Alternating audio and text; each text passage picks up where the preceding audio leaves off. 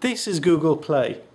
It's the Android equivalent of Apple's App Store, and you can find hundreds of thousands of apps covering pretty much anything you can imagine.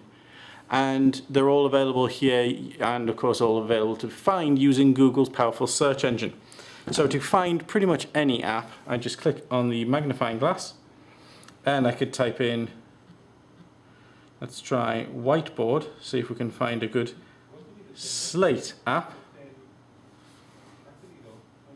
And you can see we've got 348 apps alone. We've got some books on there, no videos funnily enough, but if I click on 348 results, I can see and I can browse through all of the apps.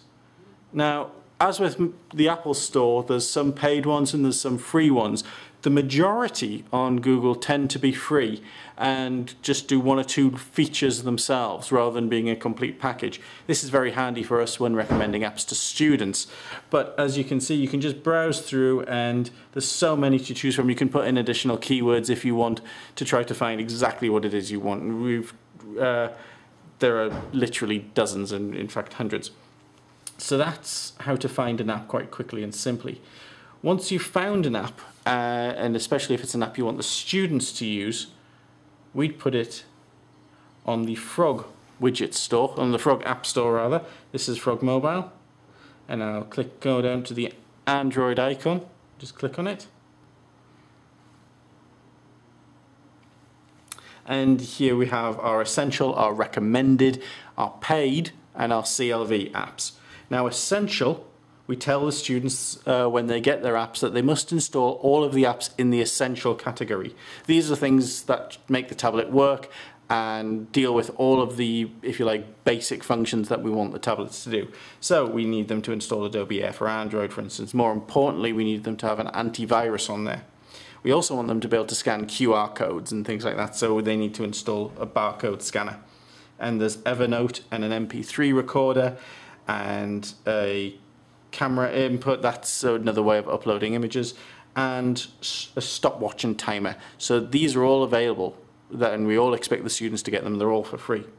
Underneath the Essential apps, we have recommended apps. These are just really good apps that we think the students would enjoy using and are particularly good for education.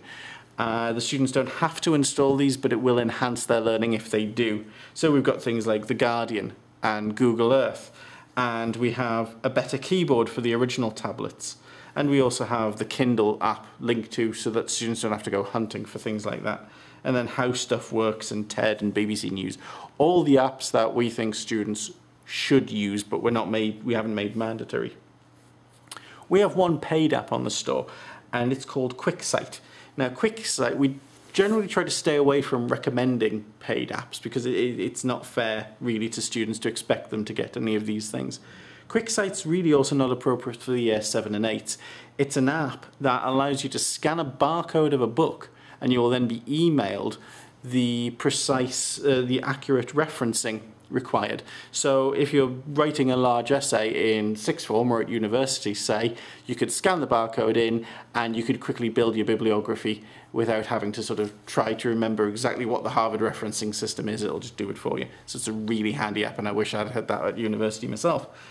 Underneath the paid app, we have the CLV apps. Now these are apps that the web design team have built which are more personalized to the school, are things either that don't exist out there or just, you know, things like the 5 R's, something that's unique to the school, and we want the students to use that way. So we build these in, and you install them in a slightly different way, but the instructions are on screen.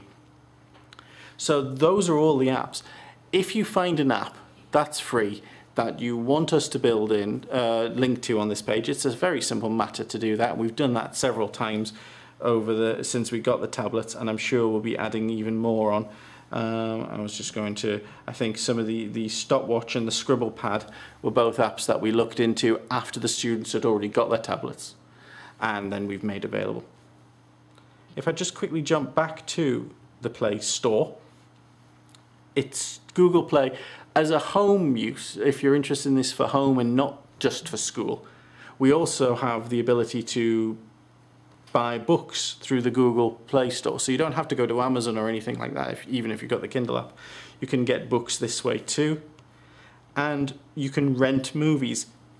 In America, they're lucky enough they can buy and download movies just like in iTunes, but right now you can only rent movies which will stream to your tablets.